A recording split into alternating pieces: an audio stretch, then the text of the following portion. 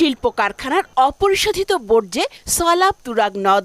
বর্জ্য শোধনের পেছনে মাসে বাড়তি খরচ প্রায় ২০ লাখ টাকা। তাই আর শোধনাগার নির্মাণের পথে হাঁটেনি কোনো কারখানা মালিক, যার মাসুল গুনছে তুরাগ। নদটির প্রবাহিত গতিপথের দৈর্ঘ্য ৭১ কিলোমিটার, পুরোটাই ধারাবাহিক দখল ও দূষণে মরণাপন্ন। বাংলাদেশ রিভার ফাউন্ডেশনের পরিদর্শক দল তুরাগ দূষণে ২২৪টি স্থান চিহ্নিত করে, যার মধ্যে শিল্প কারখানার বর্জ্য ৫৪টি, খালনালার ৪২, গৃহস্থালীয় অন্যান্য ১১৫টি এবং হাটবাজারের বর্জ্য ১৩টি।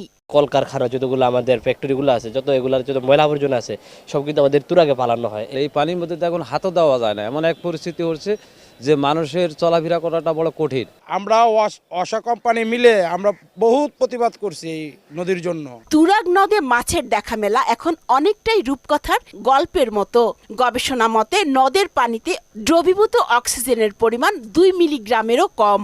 এই নদীতে অনেক মাছ ছিল, এখন চারোপাশ থেকে ওই ময়লা আবর্জনা ফালাবার কারণে এখন আর মাছ থাকে না, মারা যায়। এই পানি দুর্গন্ধের কারণে মানুষ যাতায়াত করতে পারে না, দুর্গন্ধের কারণে মানুষ এই জায়গায় আসে না। আমাদের সরকারের কাছে দাবি যে এগুলো আগের মতো যাতে পরিস্থিতি হয়ে যায়। তুরাগের এমন বিপন্ন দশায় আফসোস করা ছাড়া আর কিছুই করার নেই। না পারে মানুষের প্রোটিনের চাহিদা থেকে আসবে, অন্যান্য ভিটামিন মিনারেলস সেগুলোর চাহিদা ক্ষতিগ্রস্ত হবে, তার মানে পাবলিক হেলথের উপর ইম্প্যাক্ট পড়বে। আর পাবলিক হেলথের উপর ইম্প্যাক্ট পড়লে আমরা হেলথ ইকোনমিক্সে ক্যালকুলেশন করে বের করা হয় যে এই কারণে স্বাভাবিক আপনি একটা সুস্থ মানুষ, আপনি যে পরিমাণ কাজ করতে পারবেন, এফোর্ট দিতে পারবেন, একটা অসুস্থ মানুষ কিন্তু সেটা পারবে না। তাহলে এটা কি ইকোনমিক লস না? এটা তো ইকোনমিক লস, সেটাও তো জিডিপিতে যায় অ্যাড হবে। পরিবেশ বিপর্যয়ের কথা বাদ দিলে দূষণের কারণে নদী তীরবর্তী ৮০% মানুষই রয়েছে চরম স্বাস্থ্য ঝুঁকিতে।